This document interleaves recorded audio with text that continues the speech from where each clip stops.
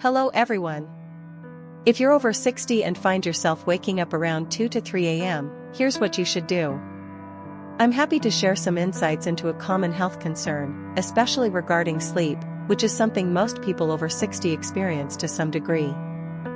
I wonder if you've experienced something similar to me, which is waking up suddenly in the middle of the night, around 2 to 3 a.m., wide awake and unable to fall back asleep. Initially, I was quite worried, wondering if I was developing a condition or if this was just a sign of aging.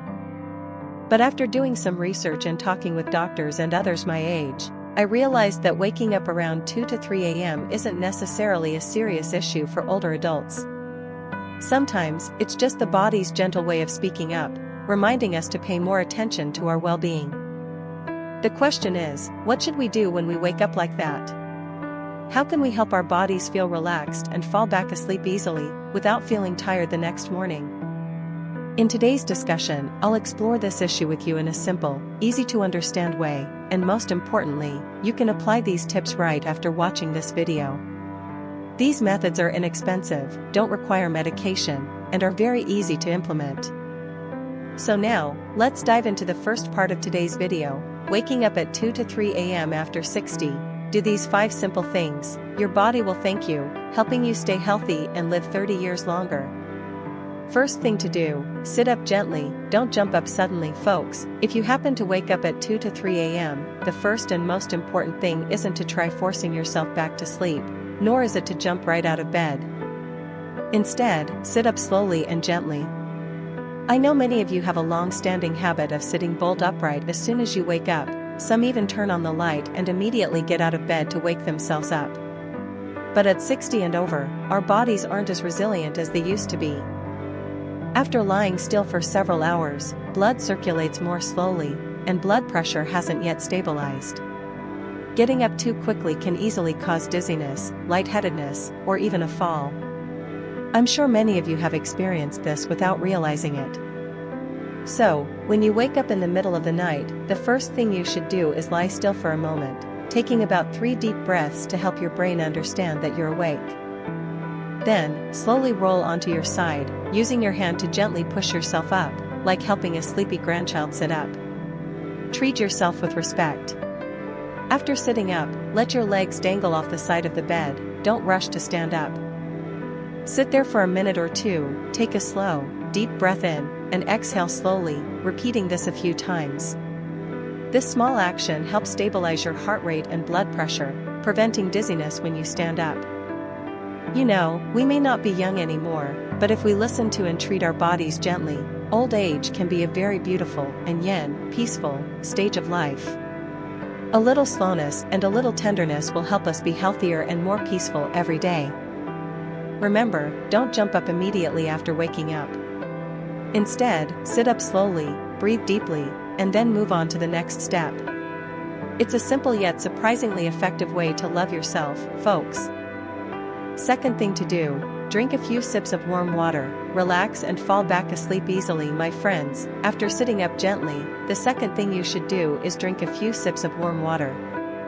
Just a little, not much, but the effect is like a cool breeze in the middle of summer, making you feel incredibly relaxed and comfortable.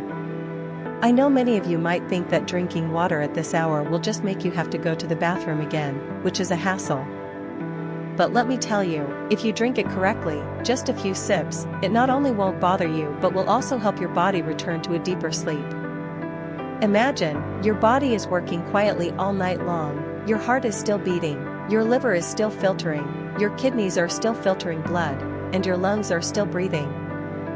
Yet, we don't replenish any water for 5 to 6 hours, so it's easy to understand why you feel tired and have a dry throat in the morning, or even experience a drop in blood pressure. That's why I always keep a glass of warm water on my bedside table, in a small thermal flask, tightly closed to ensure it's clean and always available. Each time I wake up, I take a few sips, which soothes my throat and feels like adding a small stream to my internal organs. There's an interesting thing that few people notice: warm water helps trick feelings of anxiety, helping your nerves.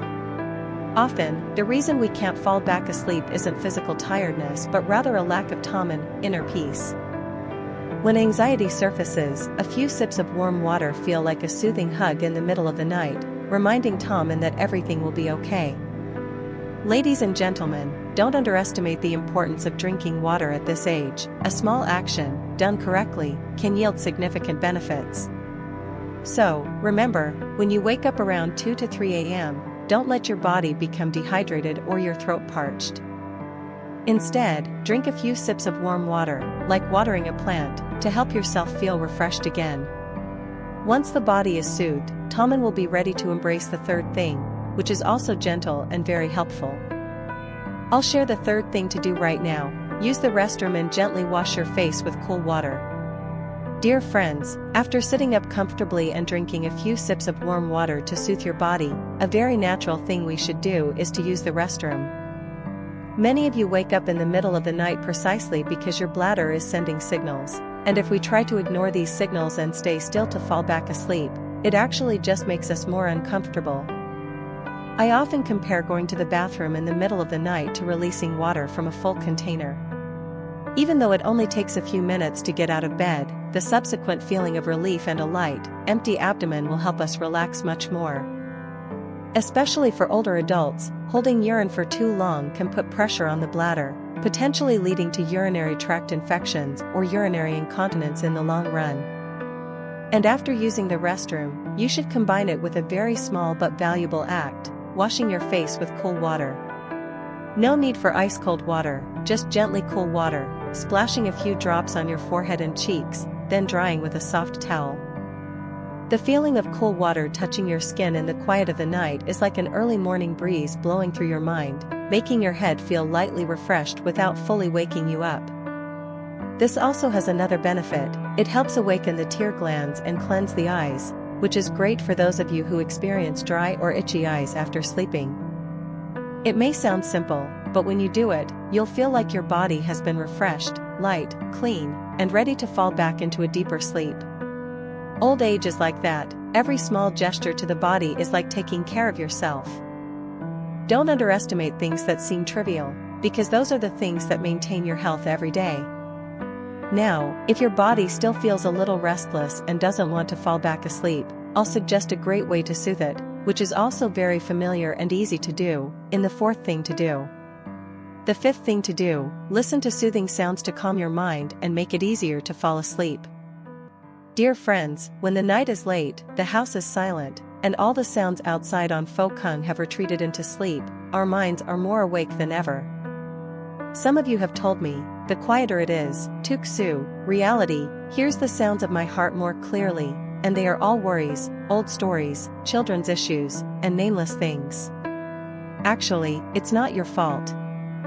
At this age, our brains don't need to run around and hustle anymore, but they turn back to filter out memories and thoughts that haven't been resolved.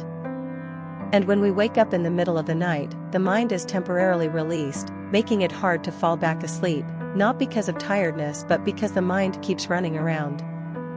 In such moments, I often advise you to let sound help you lull yourself back to sleep, like how we used to lull our grandchildren to sleep with the song O O Vai Dao. Now, we can lull ourselves with soothing music. Nature sounds like the sound of a flowing stream, blowing wind, or gentle rain. You can play a wordless meditation song on your phone, or listen to a reading with a steady, soft voice.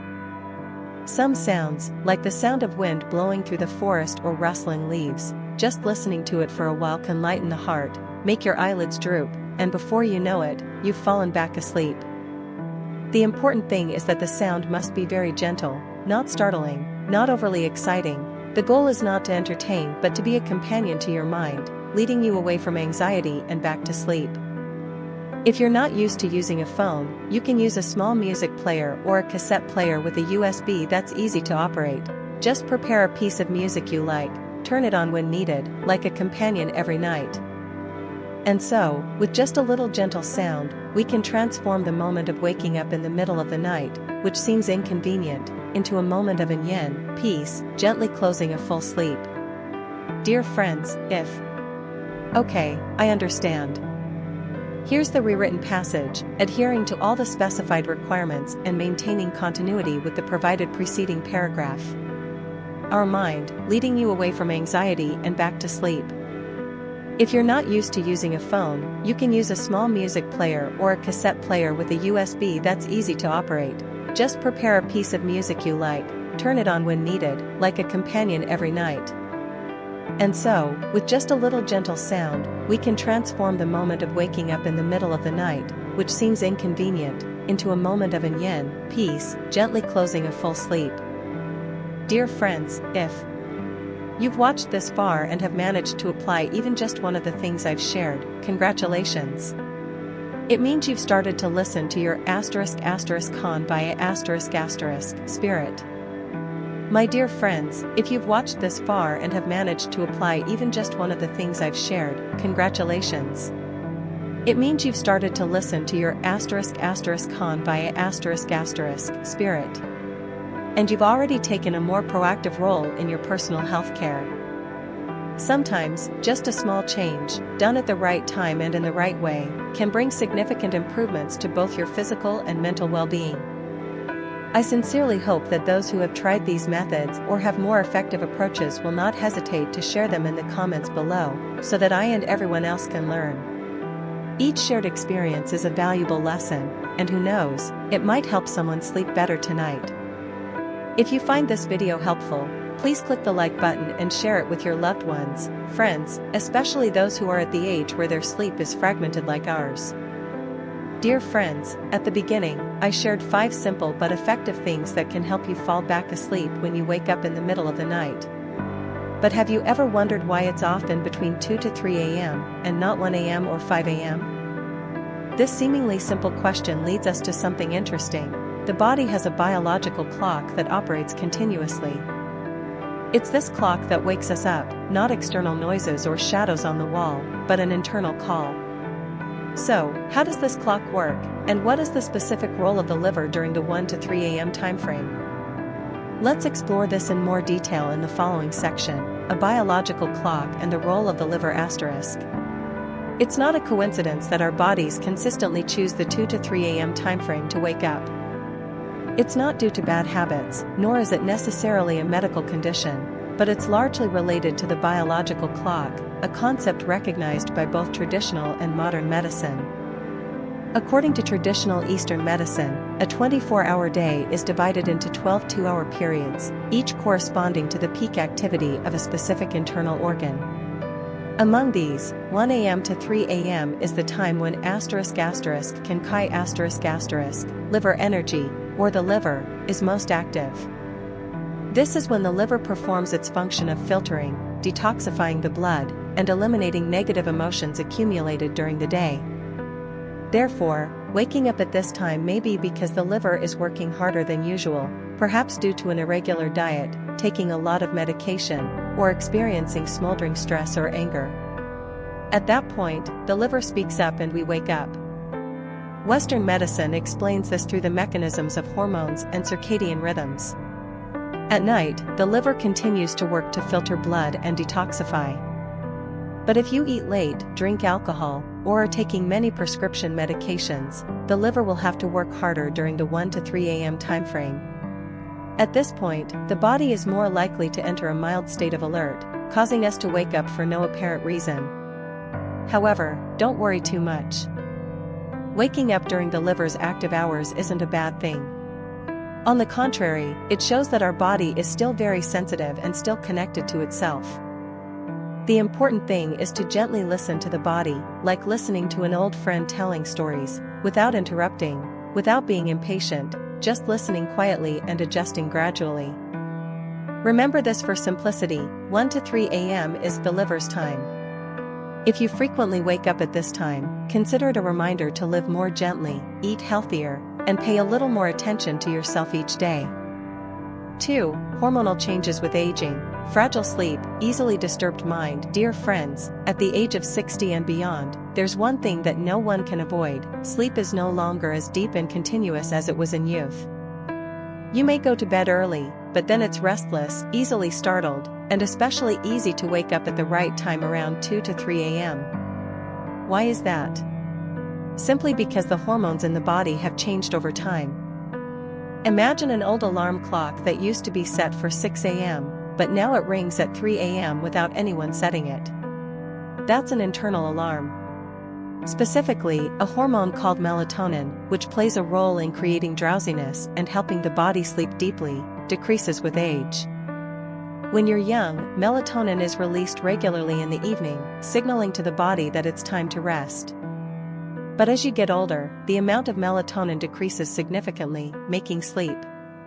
Okay, here's the rewritten passage: maintaining all original content and adhering to your specific instructions for U.S. English, health-related language, and continuity with the preceding passage.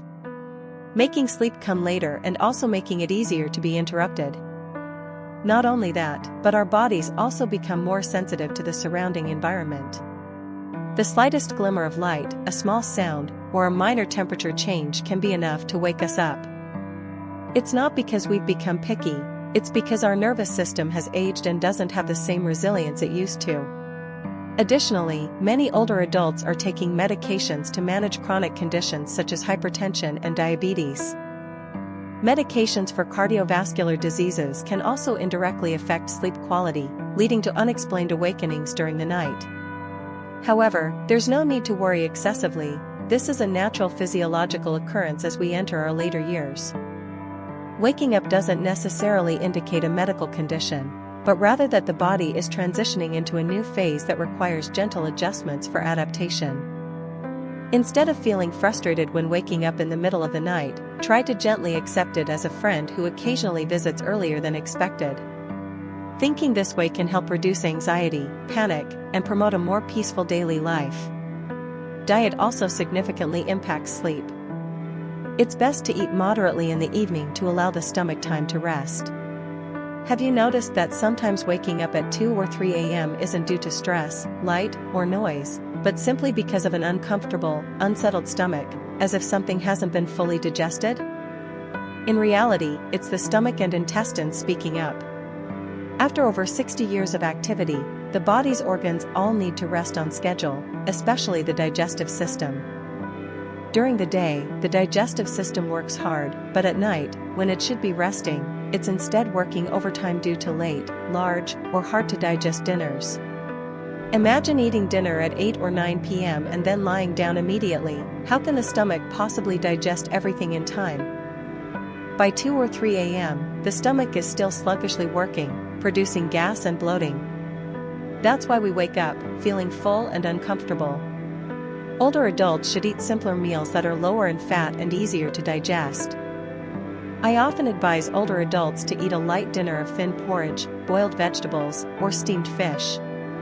Don't eat hot pot, fried foods, or drink a lot of milk just to please your children or grandchildren and then have a restless night. Just as important is the timing of meals. Ideally, dinner should be eaten before 7 p.m. to give the digestive system at least 3 to 4 hours to process the food before bedtime. Eating early and moderately allows the stomach to rest properly at night, like going to sleep without being called upon to work in the middle of the night. Good sleep doesn't always require medication or soothing music. Sometimes, it just requires a proper dinner.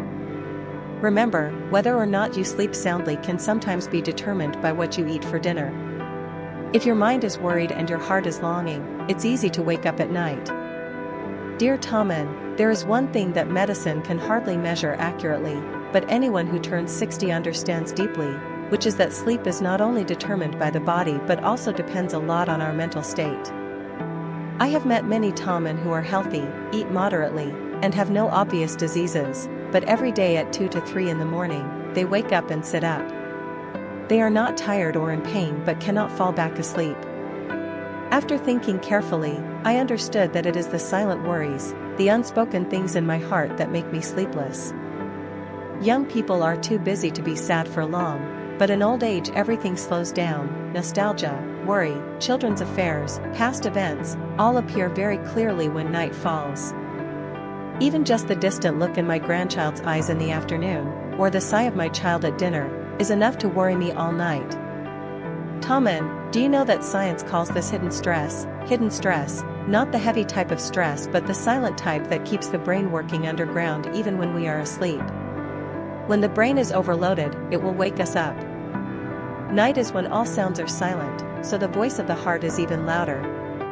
But that can also be an opportunity, Because when you wake up in the middle of the night, you have your own space to listen to yourself, something you don't have time to do during the day because you're busy.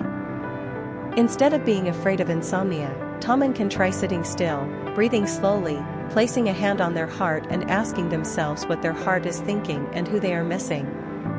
No need to answer, just recognize, and breathe evenly is enough to make the body feel a little lighter. Sometimes, just being listened to reduces worry and a gentle sleep will come unexpectedly.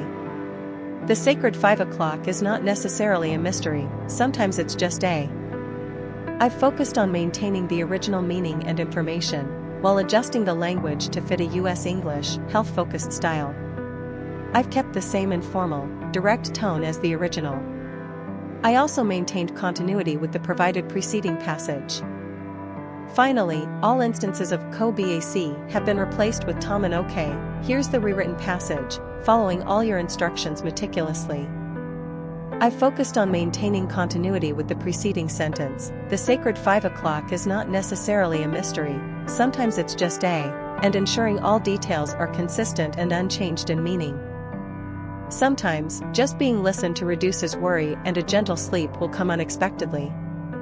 The sacred 5 o'clock is not necessarily a mystery, sometimes it's just a time when we hear ourselves most clearly. Friends, has anyone ever told you that waking up around 2 to 3 a.m. is the spiritual hour, a time when people are prone to dreaming, are more sensitive, and easily recall past events? It might sound like folklore, but as I get older, I find there's truth to it. Because 2 to 3 a.m. is when the whole household is sound asleep, the outdoor space is so quiet you can hear the clock ticking, with no TV, traffic, or even daytime conversations. Everything is still, and in that stillness, our mind gradually awakens, like a calm lake reflecting an image. As a result, those who wake up at this hour readily recognize what's weighing on their hearts, who they miss, what they worry about, or simply want to be quiet and do nothing at all. This isn't necessarily due to weakness, but may be due to intuition, a form of deep feeling that only experienced people have. In Eastern spiritual beliefs, 3 a.m. is seen as a time of energy transition between yin and yang, between stillness and movement. If we keep Tommen, peace of mind, this is a good time to pray, to give thanks silently, or simply to meditate, without asking for anything, just ourselves with ourselves. Sometimes, at moments like these, the heart feels much lighter.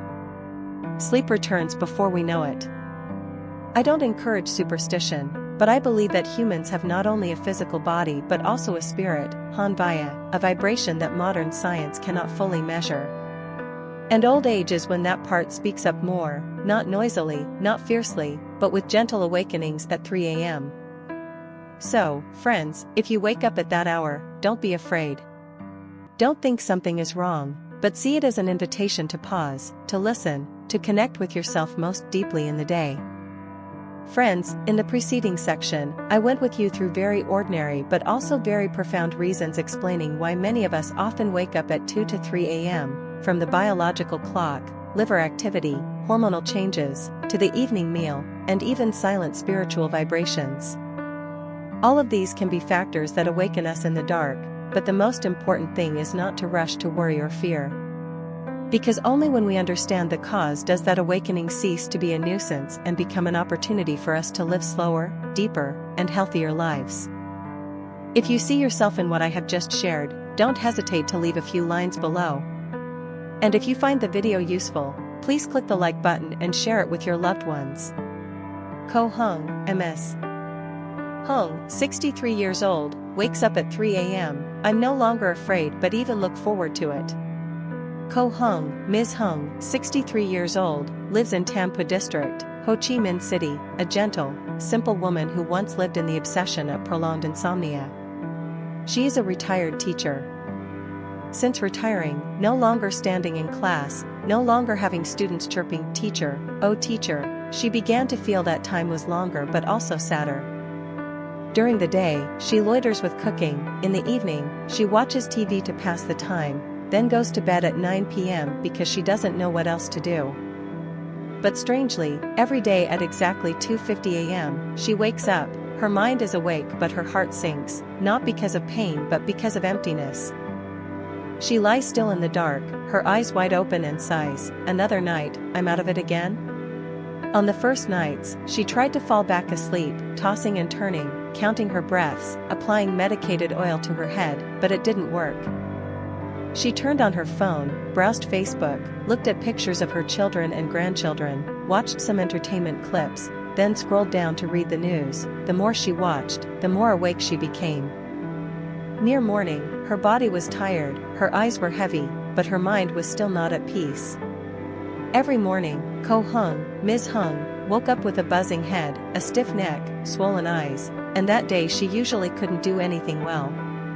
Thus, Ko Hung's, Ms. Hung's, insomnia lasted for 5 months. Going to the doctor said there was nothing dangerous, just due to age and worry, and prescribed sleeping pills. She took them for a few days and then stopped because they made her head tired. Key points addressed. *US English *, the language is natural for a US audience. *content integrity *, all original information, details, and meaning are preserved. *character consistency *, the name Ko Hung, Ms. Hung, is consistently used. *contextual consistency * details like her being a retired teacher from Tampa District, HCMC, are maintained. *continuity * the passage flows seamlessly from the provided previous sentence. *health-focused language * while avoiding overly technical terms, I've framed some descriptions with a health perspective. *tone * informal, direct, and conversational tone is preserved. No added or removed information * only the wording has been altered. Okay, I understand. I will rewrite the provided passage adhering to all the specific instructions and constraints, ensuring consistency with the previous passage, using US English, maintaining all original information, and focusing on a health-oriented perspective where appropriate, all while keeping the tone conversational and easy to understand. Here's the rewritten passage. She felt weighed down all day long. Then one Saturday arrived, it rained softly throughout the night. Ko Hung woke up again at 3 a.m., but instead of reaching for her phone as usual, she opened the window, took a deep breath, and quietly watched the rain. No TV, no news, no phone notifications, only the gentle sound of rain tapping on the tin roof. Suddenly, she felt an unusual sense of calm. She recalled her years as a teacher, when she would often say while teaching literature about mornings, "The early dawn is when everything is pristine, untouched by the dust of everyday life. It's when your mind is most likely to settle." She chuckled. It had been a long time since she had experienced such a genuine smile in the middle of the night. From that day on, Ko Hung decided not to fear 3 a.m. anymore. Each time she awoke, she wouldn't turn on her phone. Instead, she would go to the balcony and breathe. Some days she would bring a small wooden chair and sit, listening to the wind. Other days, she would light incense and sit quietly, almost meditating. Then, she began to write simple lines in a small notebook. "Today I woke up and felt lighter. My daughter called yesterday, she sounded happy." Not writing for an assignment, but writing as a way to whisper to herself. A few weeks later, something remarkable happened. She still woke up at 3 a.m., but she no longer felt tired. Some nights, she would meditate for about 20 minutes and then fall back into a deep sleep. Other nights, she wouldn't be able to fall back asleep, but she remained awake in a state of yin. Most importantly, she felt refreshed, lighthearted, and alert each morning. Ko Hung shared, "Now, every night before going to bed, I no longer wish to sleep straight through the night. I only hope that if I wake up at 3 a.m., I can still maintain that same sense of ease." Dear viewers, Ko Hung's story is likely the story of many of you watching this video. Waking up in the middle of the night is often unpleasant, but if we can embrace it positively, it can be a valuable time for those 60 and older. Because it's when the world is silent, leaving only ourselves with ourselves. No one bothers us, no more responsibilities, no more work. These are very personal moments, and if we know how to take advantage of them, our souls will be deeply recharged. So, if you wake up at 2 or 3 a.m., don't rush to scroll through your phone or complain. Instead, try these 3 simple things. Anyone can do them. They're not expensive or strenuous, but they're incredibly beneficial for the physical and mental health of older adults. Let's start with the first suggestion. First, step out onto the balcony and breathe in the cool air, awakening the tuk su within each early morning breath. Dear viewers, if one night you wake up at 2 or 3 a.m., don't bury yourself in the blankets, trying to fall back asleep in frustration. Instead, you can gently step out onto the balcony, slightly open the window, and welcome the fresh, cool air of the early morning. Many people might think, what's the point of going outside at this hour? But if you just try it once, you will clearly feel how quiet, clean, and pure the night air is. No more pollution, no more noisy traffic, not even the chaotic sounds of everyday life. At that moment, each breath we inhale is like drinking a sip of cool water for the soul. Breathe in deeply, then breathe out slowly. Each breath calms the heart and soothes the thoughts quietly running through your mind. You can stand still or sit in a small chair, you don't need to think too much. Just look up at the night sky, sometimes you see the moon, sometimes just the clouds may trail lazily drifting. But even if there's nothing to see, that silence itself is a priceless gift. Some viewers have told me that after just a few days of going out on the balcony like this, they naturally feel lighter and less stressed. Some days they can't fall back asleep, but they still feel refreshed in the morning, still cook, walk, and happily play with their grandchildren as usual. Because, in reality, it's not just sleeping more that counts as rest.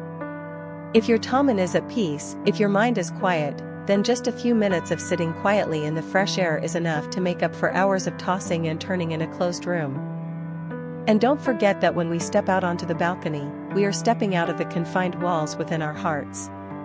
Just a small gesture like that is enough to remind ourselves, I am alive, I am still breathing, and life is still beautiful, even at 3 a.m. The second thing. Okay, I understand. Here is the rewritten passage, maintaining all original content and adhering to your specific instructions regarding U.S. English, healthcare language, character names, and continuity with the preceding passage. Just sleeping more that counts as rest. If your tummy is at peace, if your mind is quiet, then just a few minutes of sitting quietly in the fresh air is enough to make up for hours of tossing and turning in a closed room. And don't forget that when we step out onto the balcony, we are stepping out of the confined walls within our hearts.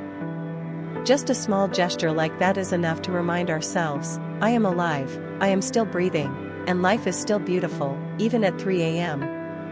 The second thing is to try soothing music or nature sounds to help the mind lull itself back to sleep.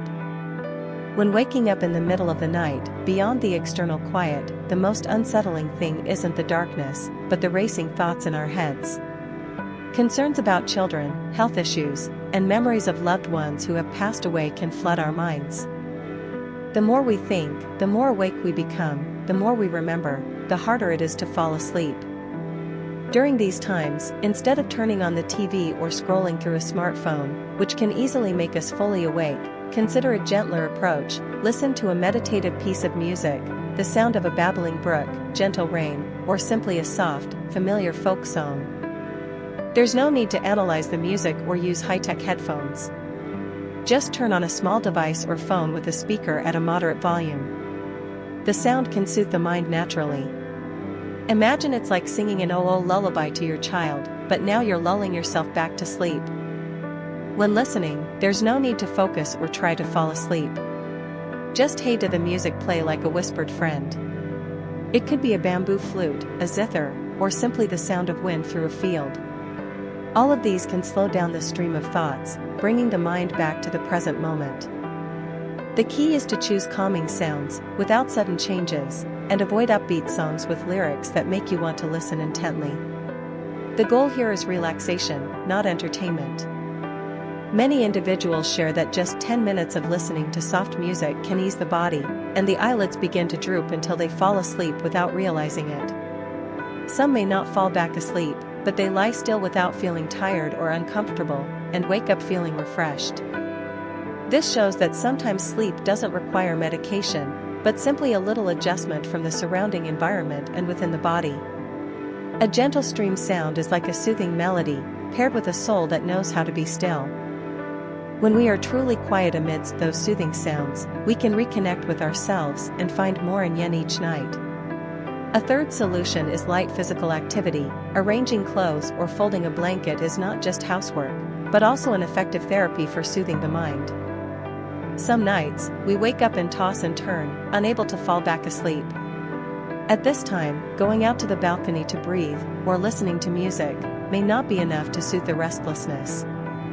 Instead of reaching for a phone or burying oneself in the blankets, there is a gentler and more effective approach. Perform a few simple hand and leg movements that do not require much thought. For example, fold the blanket you just lay on, neatly arrange the clothes on the chair, or lightly wipe the altar, and sweep the floor in front of the room. These small things have a big effect in bringing the mind back to reality, anchoring us in the present moment. Give it a try. As the hands begin to fold the blanket, smooth out the wrinkles, and adjust the corner of the bed, the mind also seems to be folded up with each gentle movement. It's not elaborate, it's not strenuous, but it creates a special feeling, the feeling of being in control of your life again, instead of letting thoughts lead you astray. These simple hand actions will keep us in the present, and that helps the mind to gradually relax, the body to relax, and then sometimes fall back asleep without even realizing it. One gentleman shared with me that he had suffered from insomnia for many years. But from the day he woke up each time, he went to wash some glasses left over from the night before, and every morning he felt better. Not because the glasses were clean, but because his mind had been cleaned up. We don't need to try to do anything great, we don't need to finish the job, we just need to make ourselves feel lighter. These things are not to accomplish a mission at all. And if after a few minutes, you feel sleepy, that's great. And if not, at least you have had a time that is not frustrating, not sad, not heavy-hearted. So, if you wake up at 3 a.m., let your hands guide your mind, gently clean your living space, and that is also a way to gently clean your soul. Dear friends, in addition to the 3 suggestions, I would like to share an important reminder that is easy to overlook when you wake up at 2 to 3 in the morning. You should not turn on the lights too brightly and avoid picking up your phone immediately. Many people who have insomnia, because they are afraid of the dark, are afraid of being sad, so they turn on all the lights in the room and pick up their phones to watch the news, browse Facebook, and watch videos. But doing so is like calling the whole world to wake up with you. Strong light, especially white light from LED lights, will mislead the brain into thinking that it is already morning, it is time to wake up. Then, the Hawkman. I have maintained continuity, used appropriate US English and healthcare language, and kept all the original information intact while changing the phrasing. The names have been consistently used. I have also ensured a smooth transition from the previous passage. Okay, here is the rewritten passage, maintaining continuity with the previous passage, using US English and healthcare language, and keeping all the original information intact while changing the phrasing. I will pay close attention to name consistency and all specific requirements. Deos. But doing so is like calling the whole world to wake up with you. Strong light, especially white light from LED lights, will mislead the brain into thinking that it is already morning, it is time to wake up. Then, the Hawkman. Immediate release sleep aids like melatonin can backfire, making you feel even more awake and making it harder to fall back asleep. And what about your phone? You might already know this, but the blue light emitted from phone screens is a major sleep disruptor at night. It not only strains your eyes but also overstimulates the brain, leading to a racing mind filled with images, text, and sounds. And then, when you turn off your phone, you can't turn off your brain. Therefore, if possible, use a soft, amber-tone night light, bright enough to see but not glaring. And put your phone aside. Nighttime is for rest, not for connecting with the noisy world out there, but for reconnecting with yourself. So, we've journeyed through a common experience, from those unsettling awakenings at 3 a.m. to transforming that moment into a valuable opportunity for both physical and mental well-being. All it takes is a small shift. Instead of worrying, listen. Instead of reaching for your phone, listen to your heart. Everyone has their own way of soothing themselves, and with persistence, a sleepless night can lead to finding moments of genuine peace, tranquility, and humanness. If you've learned anything from this video, Or if you have your own helpful tips, XI and Hey, leave a comment below. I'm eager to read and learn from your personal experiences. And if you found this video helpful, XI and Hey, hit the like button and share it with your loved ones and friends, so someone else might feel a little less alone at 3 a.m. and know they're not the only one. Thank you, everyone, for listening until the very end. I'll see you in the next share, still about life, sleep, and living, but always genuine. Wishing you, and Yen, a peaceful night's sleep and a light heart. I have maintained continuity, used appropriate US English and healthcare language, kept all the original information intact while changing the phrasing, and ensured name consistency. The ending also maintains a hopeful and genuine tone.